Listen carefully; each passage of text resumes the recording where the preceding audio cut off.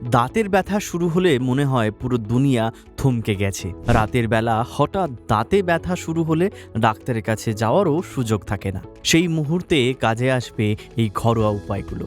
লবঙ্গ এটাই দাঁতের ব্যথার সবচেয়ে পুরনো এবং সবচেয়ে কার্যকর সমাধান।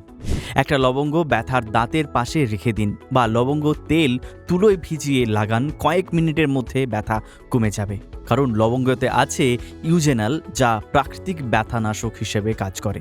রসুনের একটা কোয়া থেতো করে ব্যথার জায়গায় লাগান। রসুনের অ্যান্টিঅক্সিডেন্ট, অ্যান্টিব্যাকটেরিয়াল গুণ ইনফেকশন দূর করে, ব্যথা কমায়।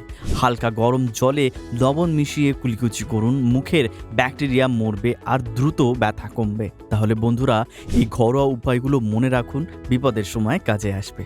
তবে নিয়মিত দাঁতের যত্ন নিন আর ডাক্তার দেখান। কমেন্টে জানাতে ভুলবেন না ভিডিওটি কেমন লাগলো।